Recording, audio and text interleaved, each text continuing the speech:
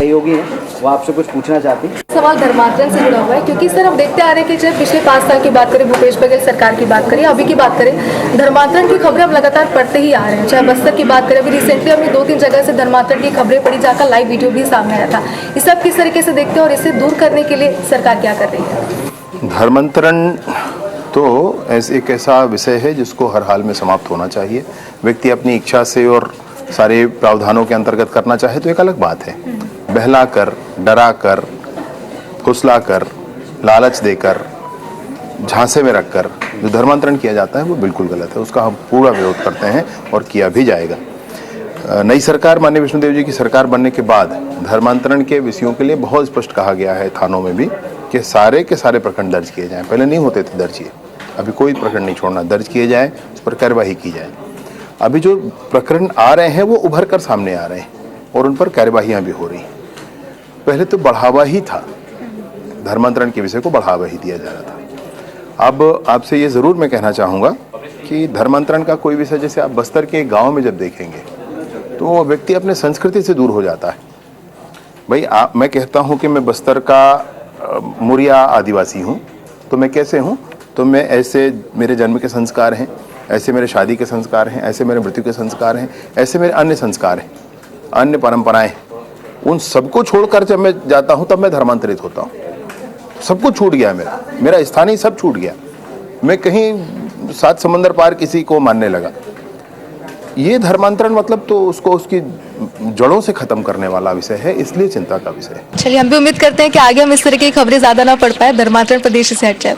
विजय जी, आपकी तो बड़ी लंबी चिंता फिक्र इस पर रही है, आपका लंबा संघर्ष रहा है सनातनियों के प्रति, धर्म के प्रति, जो कुछ भी यहाँ पहले प्रश्रय चलता रहा। एक छोटी सी पीड़ा या आप कह लें हमारे मन की, या एक मन का एक सवाल आप कह लें, धर्मांतरण पर अब बस्तर के गांव में, सरगुजा के गांव में ना वर्ग संघर्ष की स्थिति हो रही है। 2 वर्ग आमने सामने आकर लड़ रहे हैं, टकरा रहे हैं, और दोनों के दोनों अपने।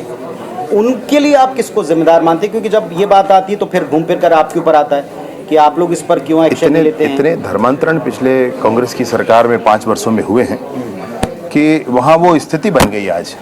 आज बस्तर के गांव में भी वर्ग संघर्ष मतलब अंतिम संस्कार के लिए संघर्ष हो रहे हैं।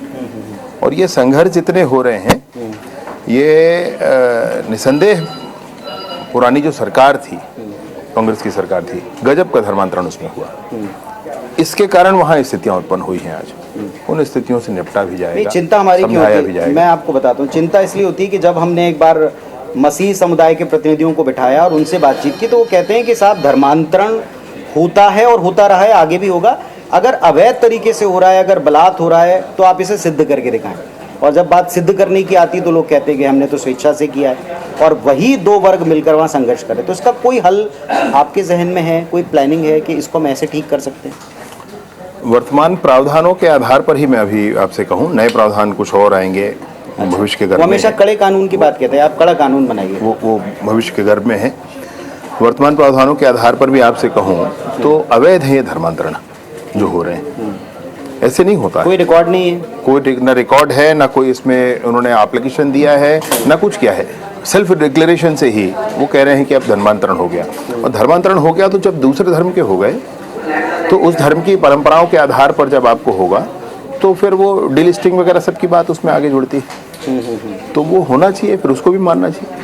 तो वो नहीं मानना है, जहाँ तक अधिकार है वहाँ तक हम इधर है, बाकी समय के लिए हम उधर हैं। इस तरह की चीजें गलत। आपको लगता है कि कड़े कानूनों की जरूरत है? मध्य प्रदेश ने एक स्टेप लिया था, निसंदेह लगता है कुछ नया कड़े कानूनों की आवश्यकता निसंदेह लगता है। अनेक राज्यों के कानूनों का अध्ययन भी किए हैं, उत्तराखंड का किए हैं, मध्य प्रदेश का किए हैं, असम का भी किए हैं, और मैं सोचता हूँ कि हम लोग भी शीघ्र ही। पर उसे एक बड़ा वर्ग असंवैधानिक करार देता है, वो कहता है कि ये असंवैधानिक। नहीं, मैं क्यों असंवैधानिक हो जाएगा? संविधान के दायरे में ही बनाया हुआ कानून असंवैधानिक हो जाएगा? क्यों भला? अगर असंवैधानिक है तो सुप्रीम कोर्ट बता देगा असंवैधानिक है। ठीक है, मसला ये है कि जो कुछ हो रहा है उसमें तो आपको अपने समाज को तो संभालना पड़ेगा।